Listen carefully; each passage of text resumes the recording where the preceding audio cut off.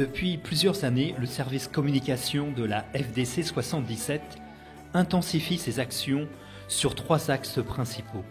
La pédagogie à l'environnement, l'accueil des nouveaux permis et l'information auprès des chasseurs et du grand public.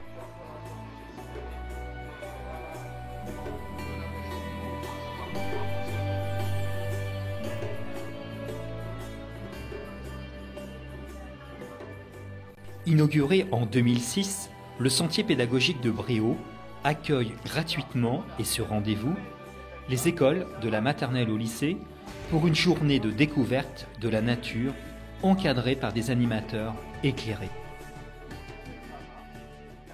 Dans le ventre de la femelle, et ensuite, qu'est-ce qui se passe? Il sort, alors on dit que la femelle met bas. Chaque rentrée de septembre voit l'inauguration d'un ou plusieurs ateliers.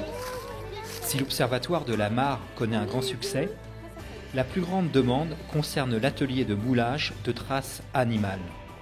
Chaque classe repart avec le moulage des empreintes de 14 espèces différentes.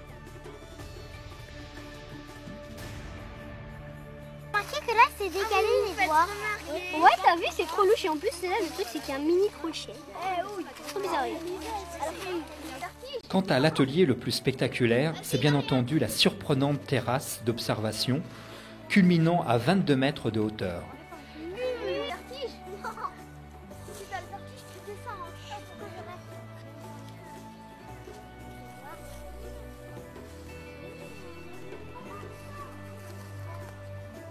Dans un proche avenir, l'acquisition ou la gestion de nouveaux sites naturels, comme le bassin de l'ancienne sucrerie de Bray-sur-Seine, les étangs d'Egligny ou le site Natura 2000 du massif de Villefermois, permettront le développement de nouvelles activités de découverte de la nature.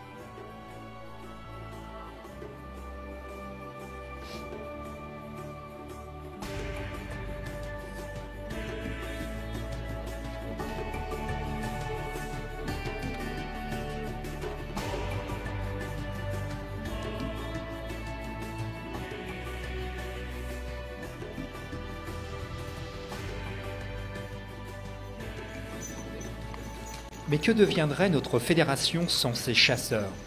Afin d'assurer le renouvellement de ses membres, l'opération Nouveau Permis propose aux jeunes chasseurs des journées de chasse gratuites, offertes par des responsables de territoire, se changeant en quelques heures en tuteurs.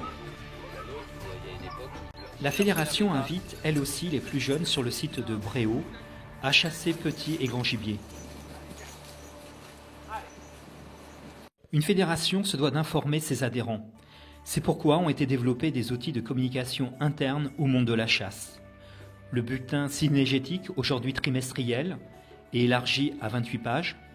Son site internet, l'envoi de courriel et la lettre de l'adhérent territorial, destinée aux responsables de chasse, maillon indispensable de la politique fédérale.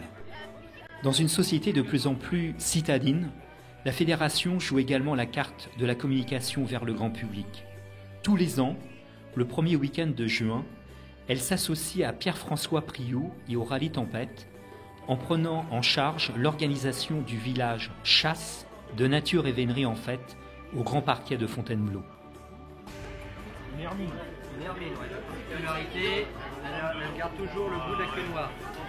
Enfin, pour mieux faire connaître ses installations et ses activités, après les éditions de 2006 et 2009, elle a organisé de nouveau ses journées portes ouvertes les 8 et 9 septembre dernier en proposant un week-end de rencontres autour de la chasse et de la nature.